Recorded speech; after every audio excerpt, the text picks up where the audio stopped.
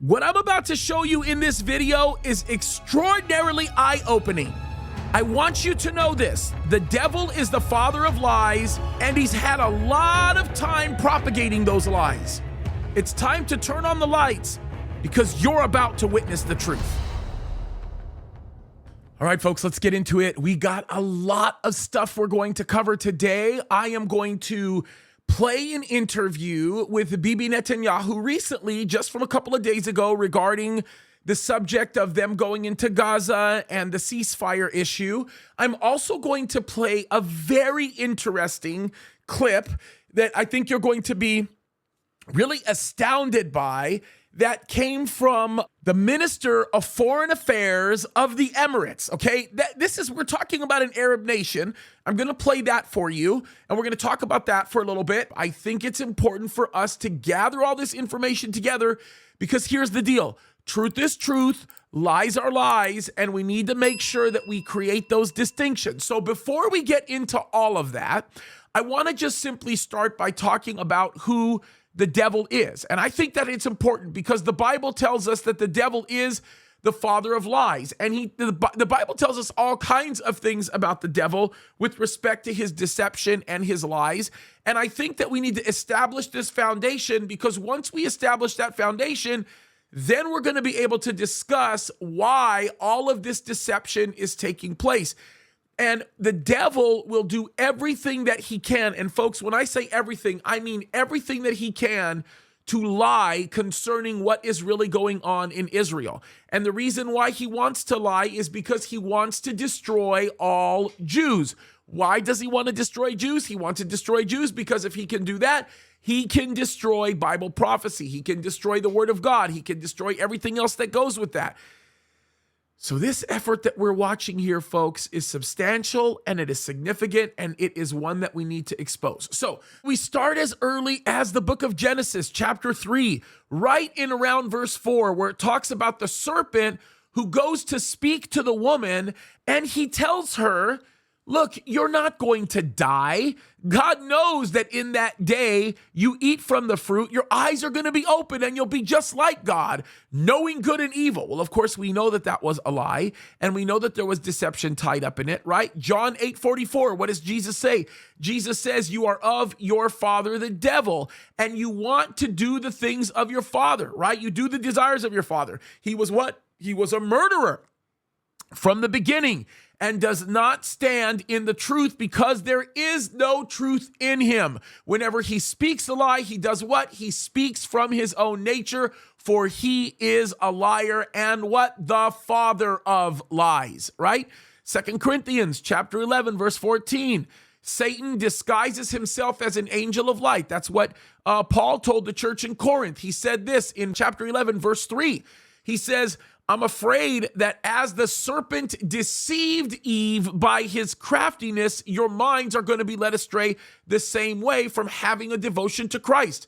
Ephesians chapter 6, verse 11, he tells us to put on the whole armor of God that we would be able to stand against what? The schemes of the devil, or the lies of the devil, the deception of the devil.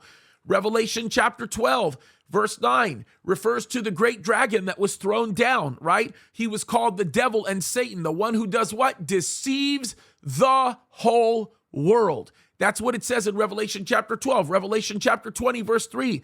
What does it talk about? It talks about the devil being thrown into the abyss, right? And the whole idea behind him being thrown into the abyss is that he would no longer deceive the nations. The Bible says he's responsible for the nations being deceived. Or 2 Thessalonians chapter 2, verses 9 through 10, right? He talks about the activity of Satan, right? The coming activity of Satan. And again, this is talking about the final Antichrist and what he's going to do, right? With all powers and signs and false wonders. That's the term that he uses, right? He's going to deceive them with deception of wickedness. That's what he says. The deception of wickedness for those who perish. That's what he talks about, right? The Bible refers to Satan as the evil one, right? Matthew chapter 13, verse 19, that refers to the Satan as the evil one, right? John chapter 17, verse 15 refers to Satan as the evil one. 2 Thessalonians chapter 3, verse 3, he talks about God being faithful to strengthen and protect us from who? the evil one, right? In 1 John chapter 2, we see reference to the enemy as being referred to as the evil one, right? That he is going to protect us, to help us overcome the evil one, right? We see that in verse 14, 1 John chapter 5, verse 18, right? To keep us from the evil one, to make sure the evil one doesn't touch us, right? 1 Timothy chapter 3 talks about the reproach and the snare of the devil. 2 Timothy chapter 2, verse 26 talks about the snare of the devil, being captive by him, right? 2 Corinthians chapter 2, verses 10 through 11 refers to the same exact thing, right? That it's Satan with his schemes, not to be taken advantage of, same type of thing, right? 1 Timothy chapter 5, verse 14 and 15, right? He talks about the younger widows to get married and to bear children and to keep a house. Why? So that the enemy would not be given any occasion for reproach. Why? Because that's what Satan does, right? Daniel chapter 8, verse 25 talks about the shrewdness of the devil, right? How he will cause deceit to succeed, okay? I mean, think about that type of reference. Or 2 Timothy chapter 3 that talks about evil men and impostors will proceed from bad to worse, deceiving and being deceived. Men being inspired by Satan, right? Exodus chapter 7, we read about the pharaohs and their magicians being inspired by the enemy, right? We look at Matthew chapter 24. We read about false Christs and false prophets that are going to show all these signs and wonders. Who are they being inspired by? We see it all over the Bible, folks. And I could go again and again and again and again, giving you passage after passage after passage. And it is unbelievable to stop for one moment and to contemplate how absolutely real all of this deception is. And here's the thing that's astounding about what we're seeing as it relates to the subject of the devil being the father of lies. Look at what happened on October the 7th. Look at the insane massacre that took place, the type of things that animals and barbarians don't even do.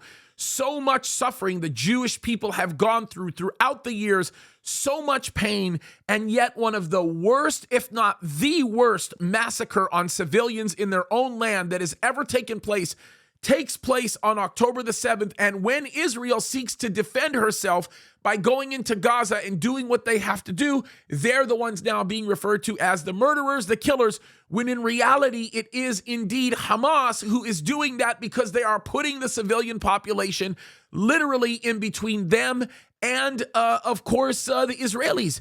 And the worst part about all of this is the people that are suffering the most besides the Palestinians are the Jews, and Hamas continues to find great benefit in everything that they do. So what you're about to watch is an interview with Bibi Netanyahu, who of course is the Prime Minister of Israel, and he makes an appearance on World News Tonight, and he gets questioned pretty heavily and intensely on some very important issues related to what's going on in Gaza. And I want you to pay very close attention to how the questions are being worded and what Bibi has to do in order to be able to effectively and still stay within truthful confines, explain what's really happening. So I will interrupt this a few times. I need to be able to preface certain facts together so that you can better understand the overall picture of the geopolitics related to this. But I think that as we go over this, it's going to really begin to open up your eyes to see what's really happening, especially when I start to play the other news clips. So let's play this really quickly. This is World News Tonight. And again, Bibi Netanyahu being interviewed. By the way, this interview took place on November the 6th. So pretty much at the 1 month anniversary of all of this happening. And the insight here is pretty valuable. Turn now to the ABC News exclusive tonight, my interview with Israeli Prime Minister Benjamin Netanyahu, just moments after his phone call today with President Biden. Tonight, Israel's war with Hamas. Where does this war stand 1 month after the Hamas terror attack? The Biden administration pushing for a humanitarian pause. So will there be one? How the Prime Minister answered that question. It is funny that as he begins to get into prefacing all of this, how he sort of already frames it in a way that Israel is acting mercilessly in Gaza to be able to accomplish some sort of a warmongering kind of an effort, which nothing could be further from the truth. Israel's hand was forced in all of this, and it's amazing how it's already being framed as though Israel are the aggressors and the Palestinian population are defenseless, not because of Hamas's actions, but because of Israel's actions.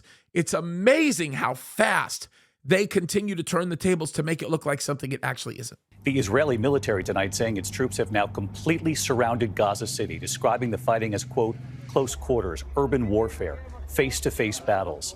And the staggering toll, the health ministry in Gaza, run by Hamas, now claiming more than 10,000 Palestinian civilians have been killed. I asked the Prime Minister about those civilian casualties. Will there be a pause here for humanitarian aid, as the Biden administration is now pushing for? Also tonight, what about the hostages, including Americans? Do they know where they are? And tonight, Netanyahu making news when I ask, what does victory look like? Who governs Gaza after this conflict? My interview with the Israeli Prime Minister. Mr. Prime Minister, thank you for joining us here. I know you spoke with President Biden just a short time ago. President Biden has repeatedly said that Israel has every right to defend itself, has an obligation to defend its people. We also know what the administration is now saying, calling for a humanitarian pause to help get aid into Gaza and to help minimize the deaths of Palestinian civilians. Will there be a pause? Before he answers, I want to make it very clear. Sometimes there are ways that people can ask questions that no matter what answer they provide, they're walking into a trap, and they are agreeing with a statement that was being made in that question that no matter what happens, it ends up looking bad. Bibi still navigates this pretty well, but understand that we are looking at a group of very, very, very activist individuals that sit within the Biden regime that are seeking to do the type of things that continue to stand as destructive to our country. And there are many people who are sympathizers with Hamas that are associated with this current regime. I think it's important to note that, because the people that are helping to shape the policy of this current regime are not people that are friendly to Israel. I think that's an important, very, very important stipulation to set forth. First of all, let me say that I deeply appreciate, as do the entire people of Israel, President Biden's and the American government, the American people's support for Israel with great moral clarity. I think there's the question of a ceasefire. The president himself has said that a ceasefire would be a surrender to Hamas. It would be a victory for Hamas, and you would no more have it than you would have a ceasefire after the Al-Qaeda bombings of the World Trade Center. I know the Biden administration has also said now is not the time for a ceasefire. What they're proposing is a humanitarian pause. There will be no pause? So they're trying to say that we're not looking for a ceasefire, we're looking for a humanitarian pause. Well, the problem is this. If they go into a humanitarian pause, as they would define it, they open up the door for more terrorist activity. And if more terrorist activity comes into play, there will be pressure from the international community to maintain what they call this humanitarian pause, not understanding that it is inhumane to actually pause, because way more Palestinians are going to end up losing their lives as a result of all of the things that are actually happening here. This is so important that we understand this. They are being put in a very difficult position. Well, there will be no ceasefire, general ceasefire in Gaza without the release of our hostages. As far as tactical little pauses, an hour here, an hour there, we've had them before. I suppose we'll check the circumstances in order to enable goods, humanitarian goods to come in, or our hostages, individual hostages to leave. But I don't think there's going to be a general ceasefire. It's not that I don't think. I think it will hamper the war effort. It'll hamper our effort to get our hostages out, because the only thing that works on these criminals in Hamas is the military pressure that we're exerting. If Hamas agrees to release the hostages, then there would be a pause. So he's dealing now with a line of questioning that is almost functioning as a negotiator on behalf of Hamas, right?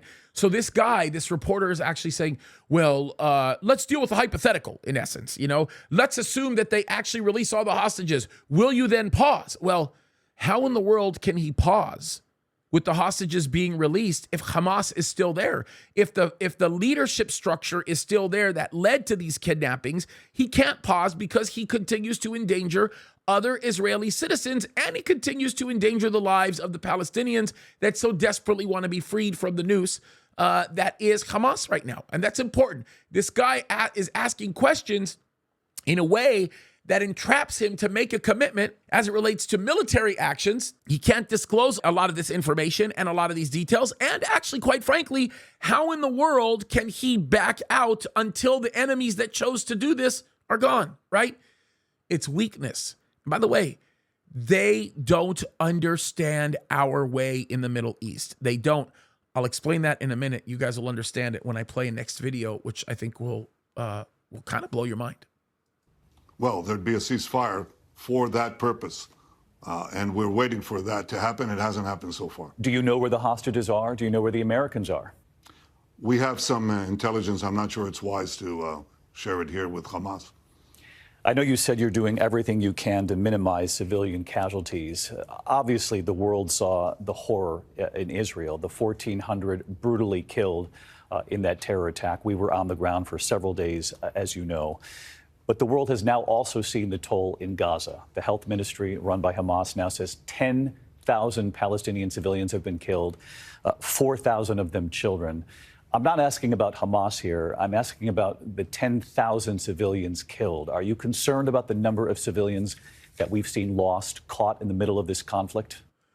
I think it's absolutely amazing how quickly they'll concede to a number that was released to them by Hamas, okay? 10,000 innocent civilians. No way that number is real. An overwhelming amount of those people are enemy combatants. The people that did die that were innocent were people that were placed in that position, and thus they are not the function of a casualty from the action of Israel. They are a function of a murderous action by Hamas. If Hamas chooses to put these people in dangerous positions and Israel is forced to have to defend themselves, Israel is not the one that takes responsibility for this. It is Hamas that's actually doing this. And I think that that is an extraordinarily terrible thing to say, that it is Israel that has the responsibility of these civilians that are passing when it's Hamas that's putting them in the line of fire, right? Israel has to defend itself. Israel has to eliminate the actions and Hamas itself. If Hamas chooses to take the Palestinians and put them in the middle of this, we have a major problem. It's a major problem.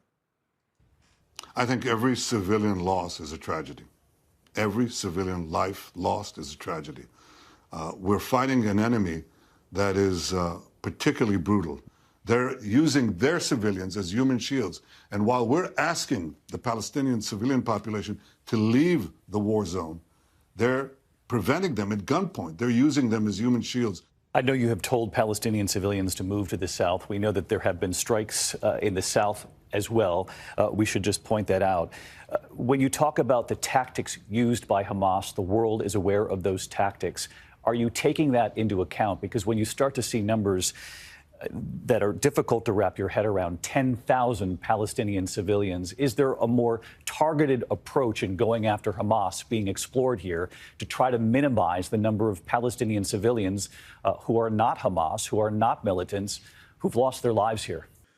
Isn't it amazing how many times he has repeated 10,000 innocent civilians or 10,000, 10,000?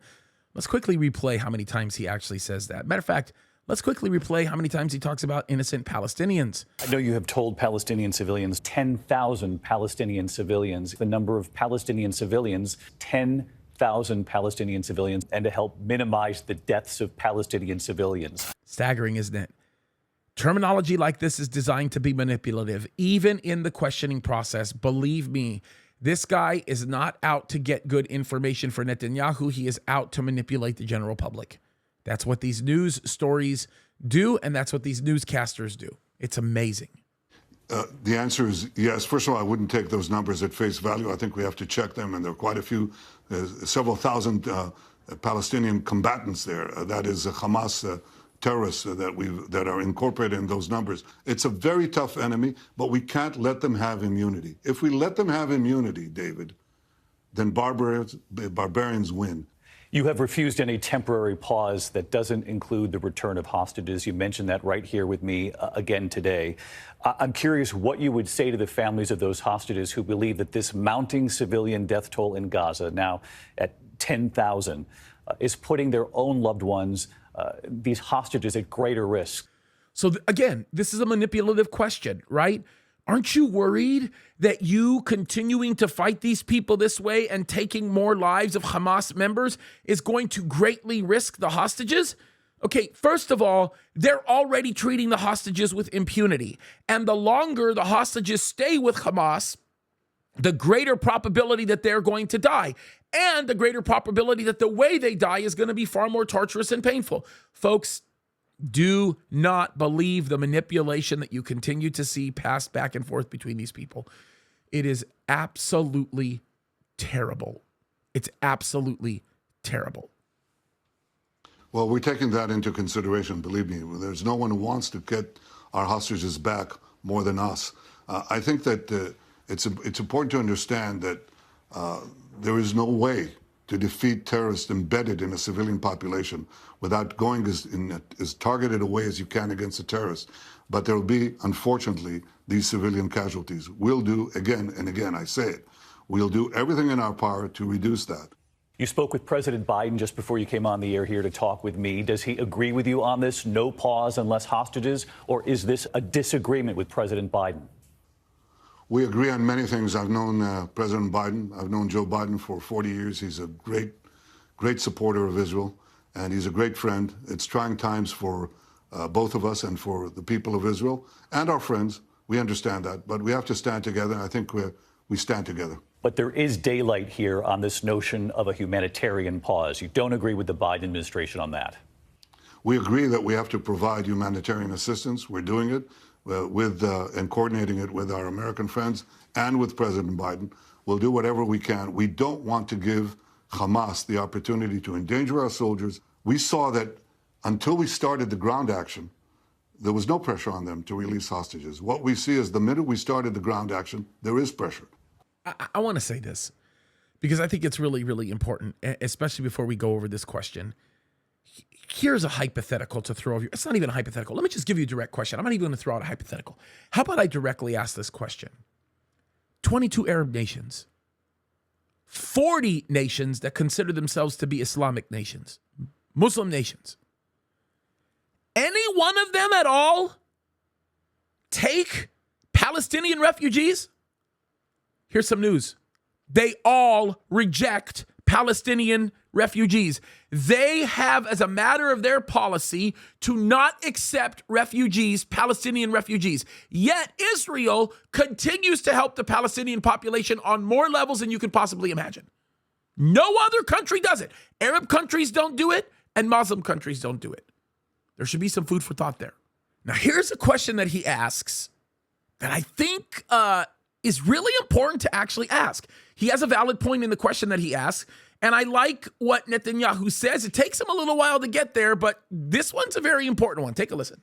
I know Israel prides itself on its intelligence capabilities. We now know the Hamas attack had been planned for months. We saw the training videos. Of course, we saw the thousands of Hamas terrorists swarming into Israel. How did your government miss this?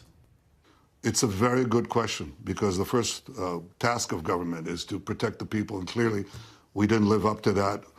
We had a big, big setback. As Prime Minister, do you personally bear any responsibility here? I've said that there are going to be very tough questions that are going to be asked, and I'm going to be among the first to answer them. We're not going to evade that. The responsibility of a government is to protect the people, and clearly that responsibility wasn't met. But you know what I'm asking here, because so many Israeli officials, including the defense minister, the military intelligence chief, the military chief of staff, they've all taken some responsibility for Israel being caught off guard. They didn't say we have to wait for an investigation here. Do you believe that you should take any responsibility? Of course. That's not a question. It's going to be resolved after the war. I think there'll be time to allocate that. I think we should be asking that question. And I think that question is important. Like, how in the world did Israel miss this? Because if you don't know the root cause of that, then you're going to allow it to happen again. And we have to have the never again mentality. And I think that it's right. But so many of these questions are being imposed to imply that this was something that was orchestrated by Israel.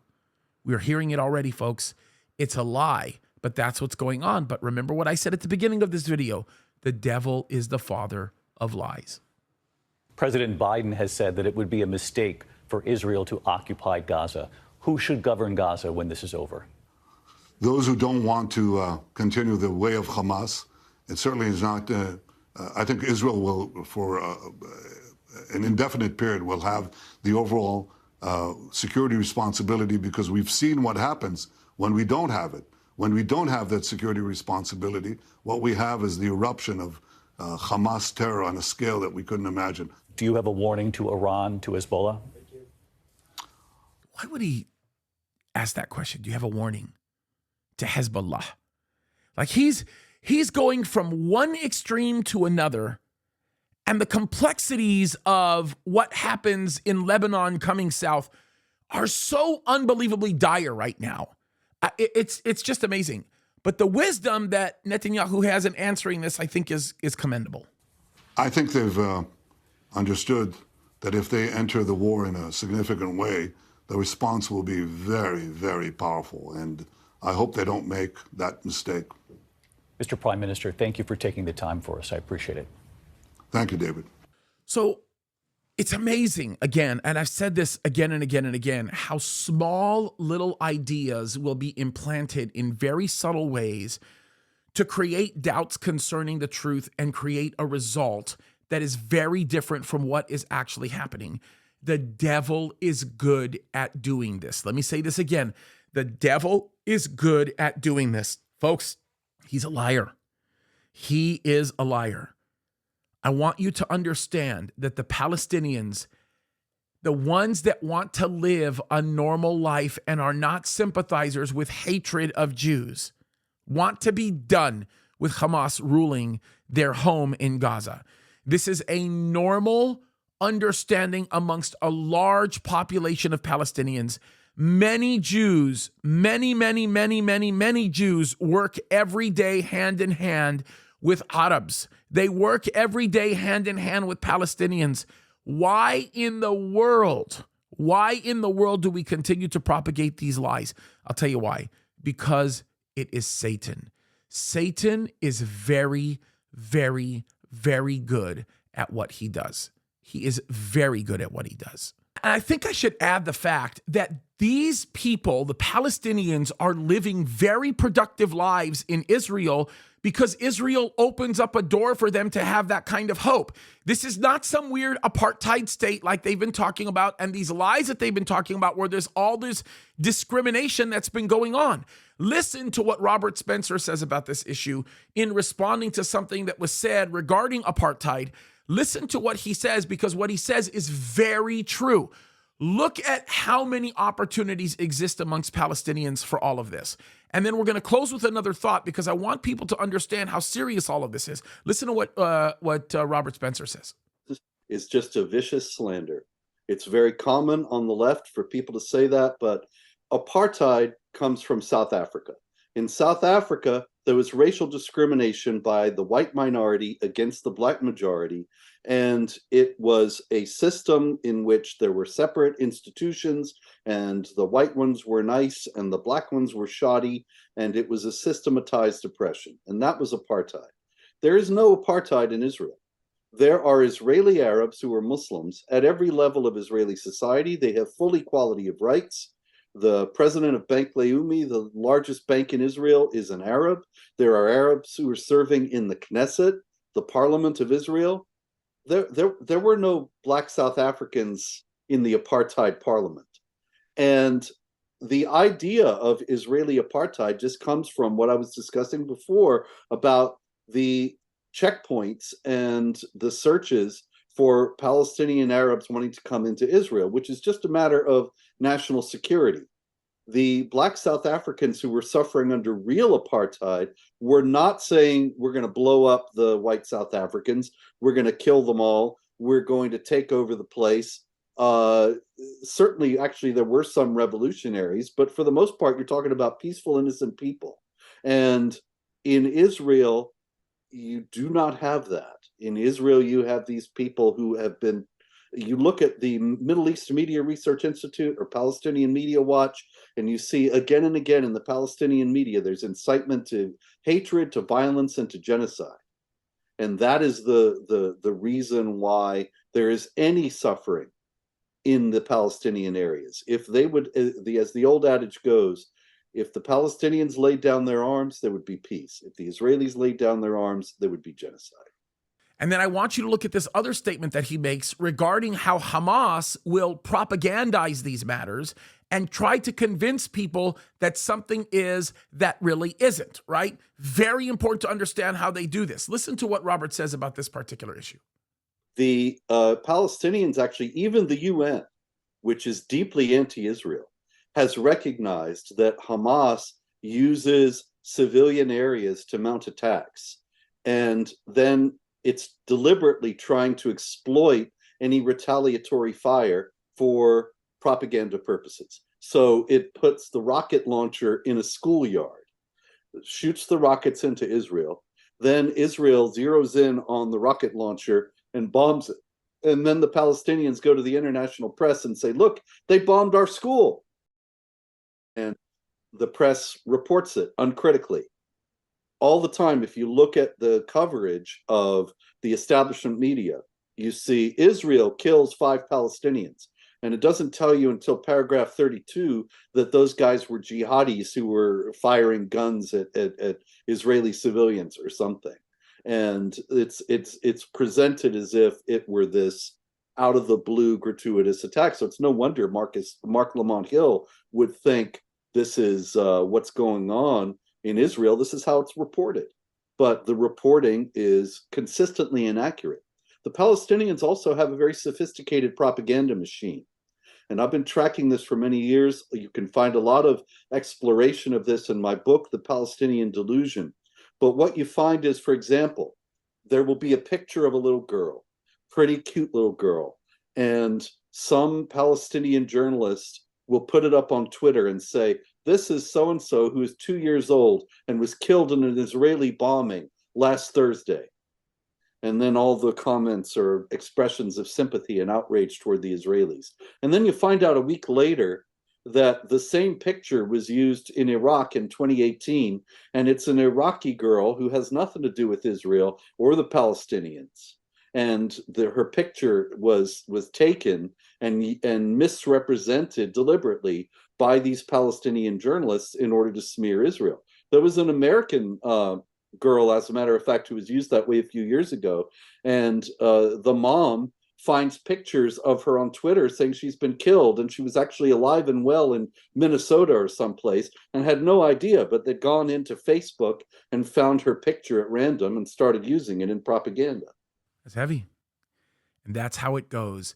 And I think perhaps the most detrimental aspect of this comes from a fundamental misappropriation of what is going on right now in the Middle East. So many people don't understand this, that if this does not get stopped, it's going to continue to propagate, especially because of Islam. People don't understand this. I want to play a video, and we'll close with this video because I think it's really powerful. It's very impacting. I want to play a video of the Minister of Foreign Affairs from the Emirates, okay? This is an Arab man. Listen to what he says, and he chooses to say it in English because he wants to make his position clear. This is amazing. Watch this. أو أنت تتحمل مسؤوليتها. And let me say this in English so you can understand what I'm saying. I have translation. No, I know you have translation, but I just want to make sure you get it right.